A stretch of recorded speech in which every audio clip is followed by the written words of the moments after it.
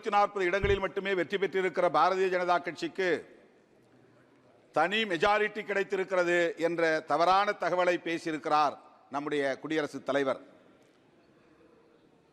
அதுவே ஆளும் கட்சி அவருக்கு நன்றி செலுத்த கடமைப்பட்டிருக்கிறது.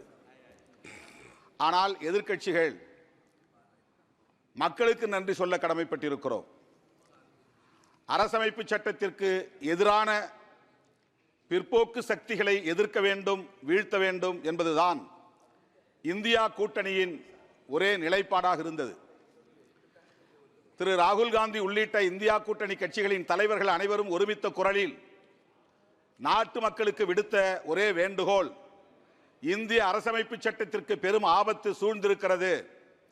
பாரதிய ஜனதாவின் தலைமையிலான கூட்டணி கட்சிகள் ஜனநாயகத்தை அழிக்க துடிக்கிறார்கள், அரசமைப்பு சட்டத்தை சிதைக்க துடிக்கிறார்கள்.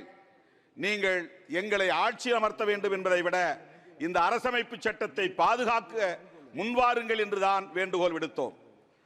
இந்தியா கூட்டணி தலைவர்கள் விடுத்த வேண்டுகோளை ஏற்று இந்திய வாக்காளர் பொதுமக்கள் 234 தொகுதிகளில் வெற்றியை தந்து ஒரு வலுவான எதிர்க்கட்சி அணியாக இன்றைக்கு இந்த அவையிலே அமர வைத்திருக்கிறார்கள். இது ஆளும் கட்சிக்கு மக்கள் தந்திருக்கிற படிப்பினை, பாடம் புகட்டி இருக்கிறார்கள். பல்லில்லாத பாம்பை போல, கொம்பில்லாத மாட்டை போல இன்றைக்கு வலுவில்லாத பாஜகவாக இந்த அவையிலே ஆளுங்கட்சி அமர்ந்திருக்கிறது. இந்த பாடத்தை புகட்டிய வாக்காளர் பொதுமக்களுக்கு நான் மீண்டும் ஒரு முறை நன்றி சொல்ல கடமைப்பட்டிருக்கிறேன். நீட் தொடர்பாக இங்கே பலரும் பேசியிருக்கிறார்கள்.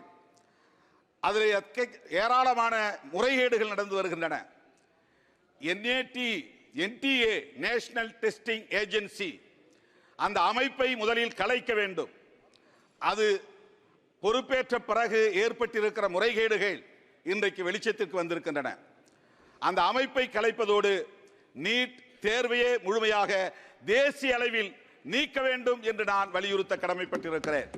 தமிழ்நாடு அரசு நீட் தேர்வை முழுமையாக விலக்க வேண்டும் என்று ஒரு முறைக்கு 2 முறை தீர்மானம் நிறைவேற்றி குடியரசுத் தலைவரின் ஒப்புதலுக்கு அனுப்பி வைக்கப்பட்டிருக்கிறது. இதுவரையில் அது பொருட்படுத்தப்படவில்லை.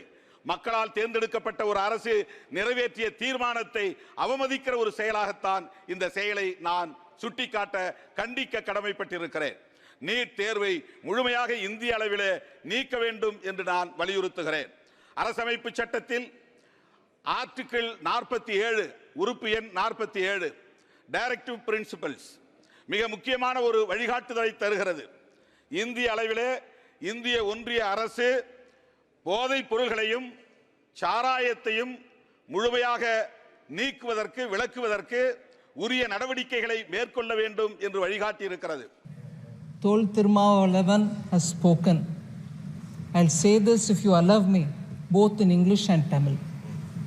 He is requesting the union government to invoke provisions given in the Constitution, particularly referring to the preamble, to bring in prohibition and also to ensure that there are no drug in the country. A very noble cause.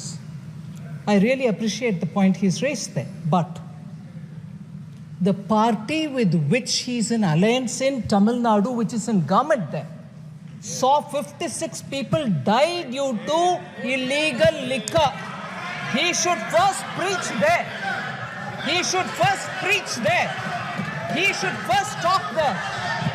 Drug is rampant in Tamil Nadu. He should talk there rather than tell us, madam.